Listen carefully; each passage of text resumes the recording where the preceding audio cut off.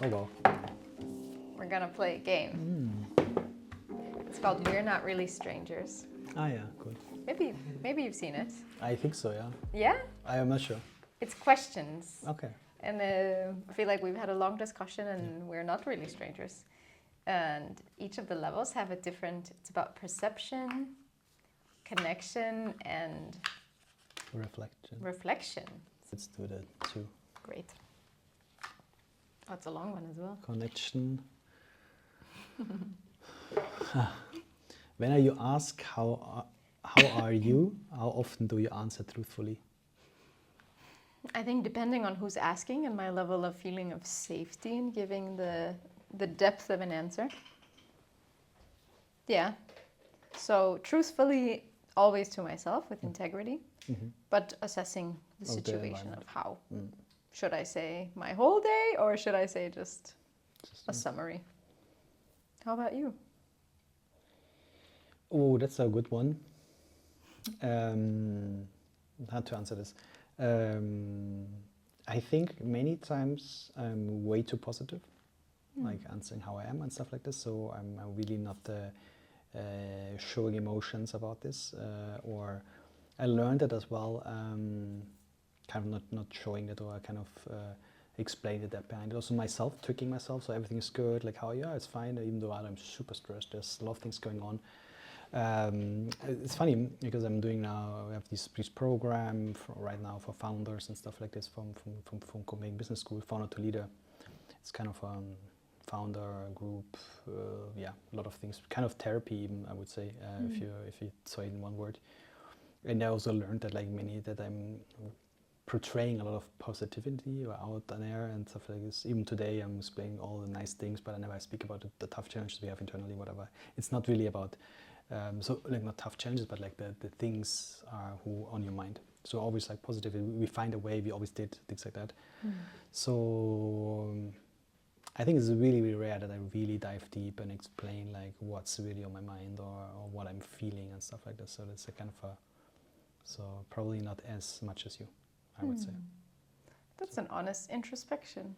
Yeah, because we spoke about this in this program with other founders about it very quite closely, and they also realized I'm very social, I'm very positive, but of course being a founder, it's not everything is possible and not positive. So there's a lot of things you suppress, you don't want to see.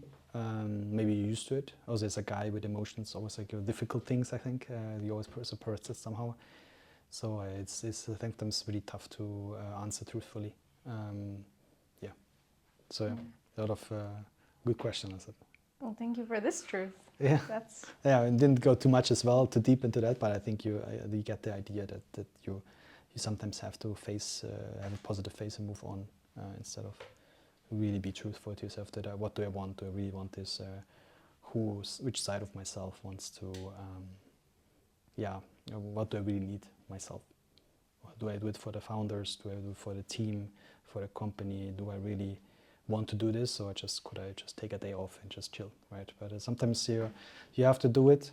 We have to be aware that this might be a habit at sometimes. So you really have to at some point stop and maybe this is not good for me, or this is too much. Or why I'm avoiding this conflict now? Maybe I should do the conflict. And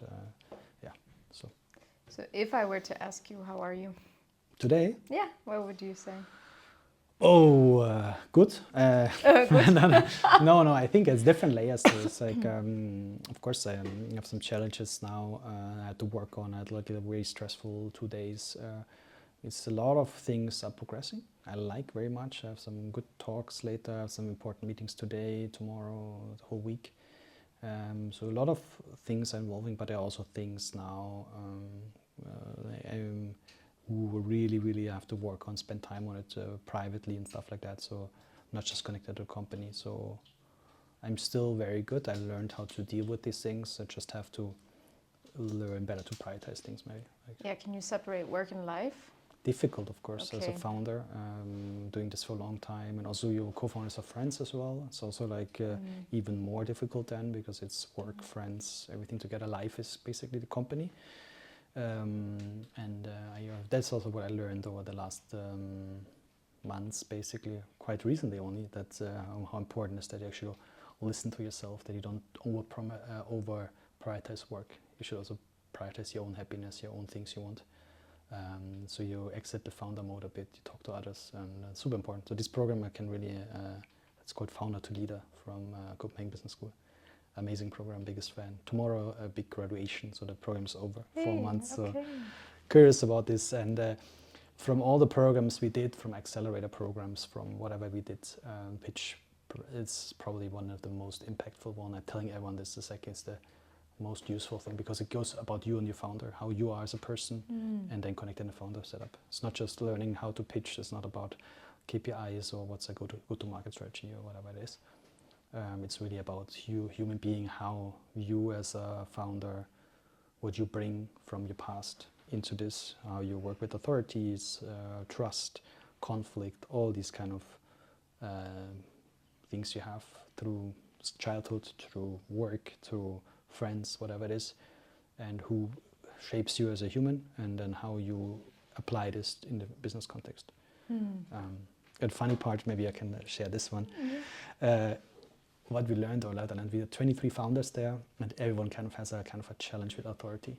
Because that's why maybe you as well. Yeah, as well. Yeah. Also, I learned it as well. Of course, I knew it, but it might be because you're a founder, right? Because you build your own thing, you don't want to work with someone else. So that's my explanation so far. But it was very interesting. At the beginning, I thought you're the only one, but then everyone, different founders, different stages, different ages, gender, everything, and.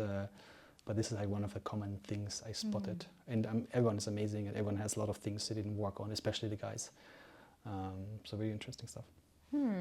Big advertisement here. Yeah, and I hope you find a way to keep the group going so that you can have this community you've built together beyond the format. True. I mean, it's all about community. It's about humans. It's about fun, enjoying it. Of course, there are periods where not so fun, but they have to be addressed. They can't be avoided. And you only be good when you have fun, and that's it. And you have to be sometimes direct with people, with friends, but it's definitely helpful. Also, it works, and we all want the same. We all, whatever it is you talk to, if it's a client, whatever.